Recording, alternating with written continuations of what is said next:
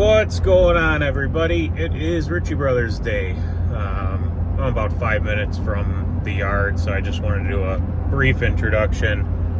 This is the March 30th and 31st sale.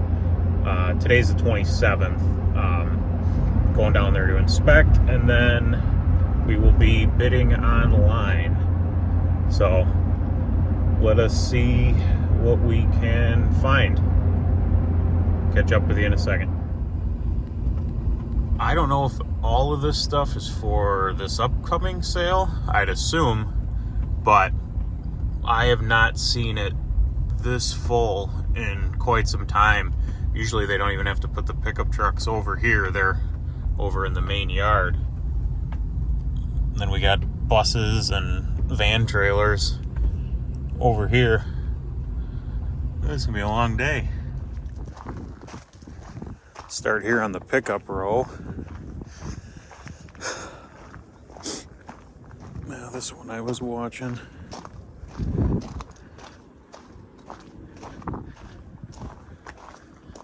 You don't see many extended cab short bed 6.7s anymore.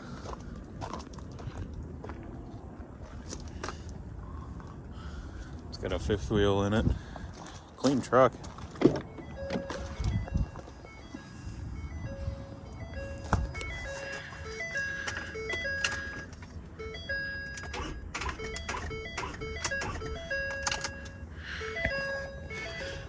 Dead battery land. That's pretty much what this place is.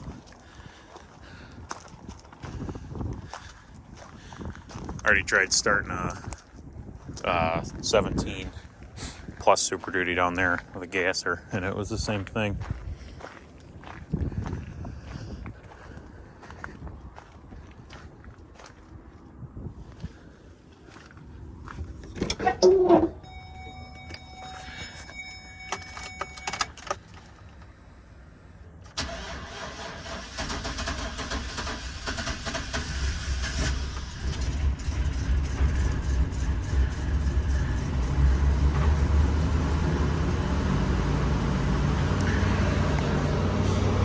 So that issue, I am not going to say for sure, but I can smell how rich this truck is running right now.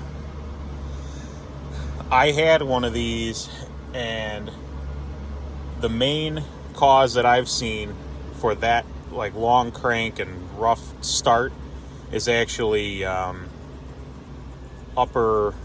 upstream O2 sensors.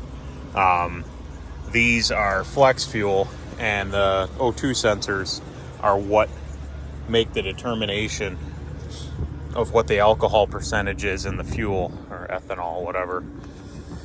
So what ends up happening is they start reading a higher and higher and higher alcohol percentage, and then that causes them to start like crap on regular fuel.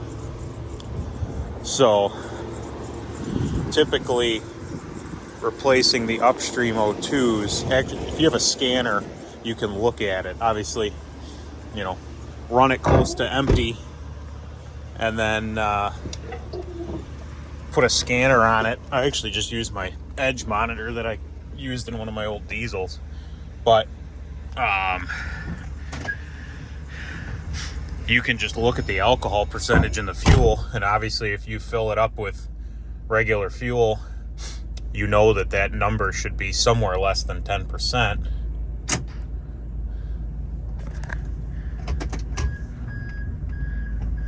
And then from there, you can decide if that's your issue or not. But I would have zero debate buying this truck for the right money and safely assuming that that's what the issue is. It's a basic work truck, cloth, rubber floor, but we've got heated mirrors, power windows, cruise, AC. What's this got for mileage on it? 198. This is a $12,000 to $14,000 truck. So from there we can make a decision on what we want to pay for it. Not too bad. These little Rangers are always good sellers. I actually had one of these from this company. They're pretty local, but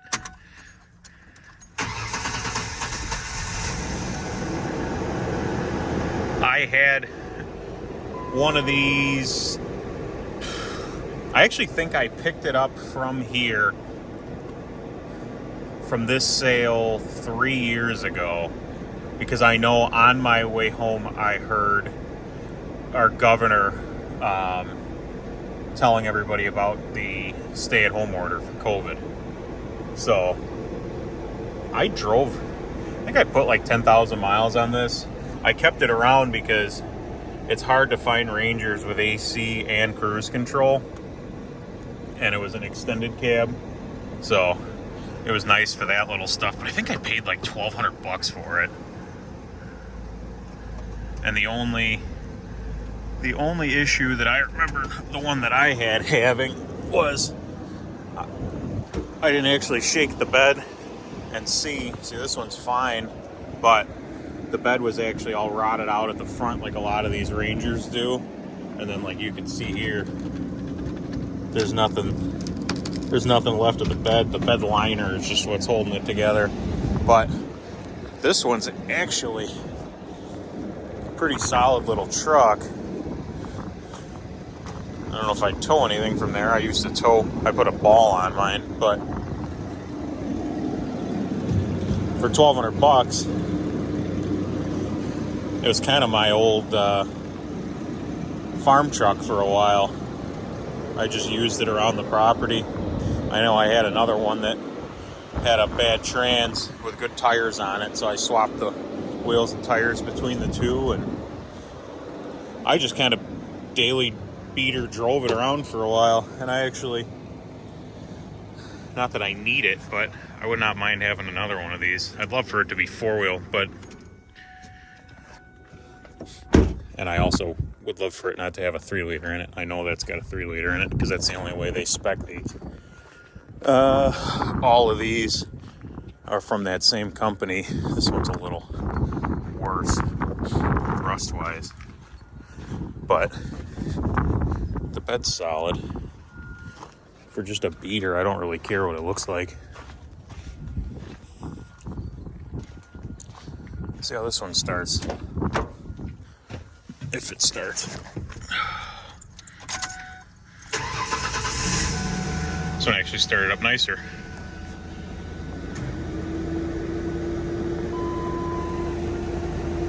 They're decently optioned trucks. They've got a MP3 input. I remember I did some hillbilly thing, like a headphone jack, and not a bad little rig. If one of these goes for $1,000 to $1,200 again, I might have to jump on it.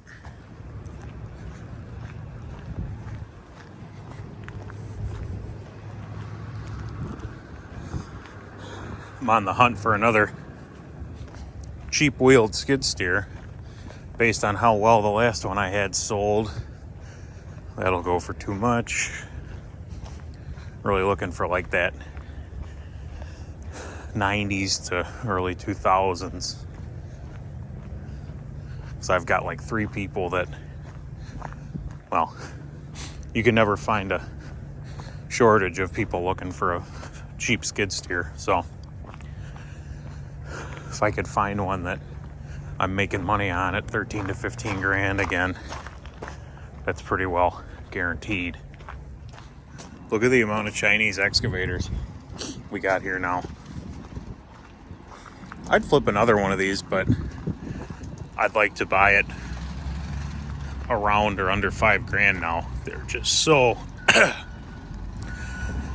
there's so many of them in the market now. They're just flooded that it's hard to get $8,000-9,000 out of them anymore.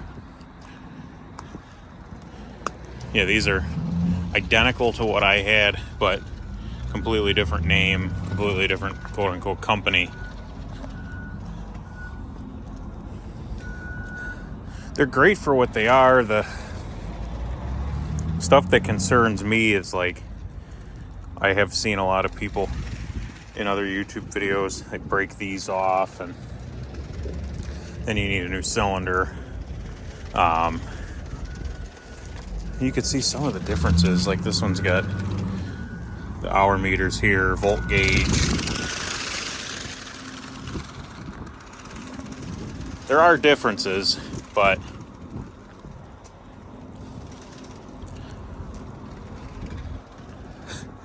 it's funny to just see how different they claim for them to be.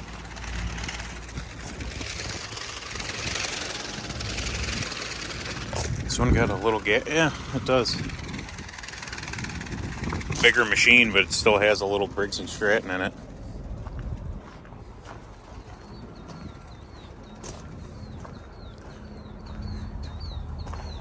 Just rows of them. Oh, nice. This one they put the label on upside down. All of these they did. Some of these warning labels are pretty funny. Let me see if I can find one.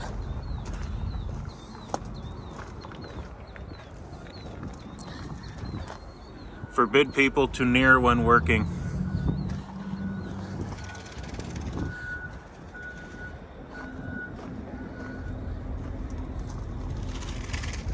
There's some other funny ones.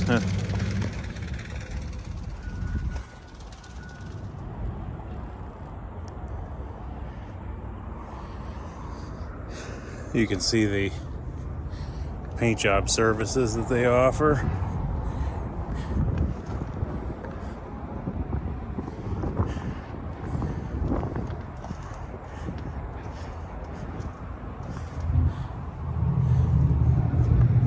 Paint right over everything.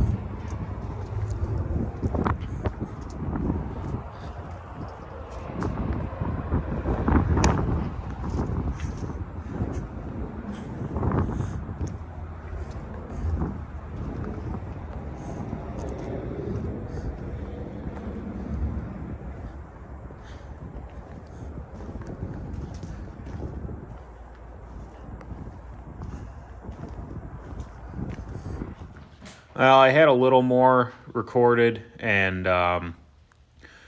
it didn't end up saving, so unfortunately that's all we got for now. But I didn't really do that much more inspecting. Pretty much all that was left was looking at a couple of semi-trucks that I was interested in. I guess the one benefit for me going so close to the auction day is that most of the stuff ends up selling in the timed auction, which is like soft close online bidding. There's no auctioneer. So the bidding starts getting pretty close to what the stuff's worth early in those sales. So I don't end up looking at a lot of things because I already know that it's bid up more than I'm willing to pay for it. So that's actually saves me a lot of time. But yeah, unfortunately, that's all I've got for this one. But we will be bidding tomorrow for day 2, which is Friday. The majority of what went in day 1 was the yellow iron, and nothing really went anywhere remotely close to what I would have been willing to pay. All the junker skid steers ended up going for pretty close to what I think is retail money, and the only thing I would have actually bought would have been another one of those mini excavators, but I sat on mine for about 2 months, and I think I would still be sitting on it if a friend of mine didn't end up actually snagging it from me.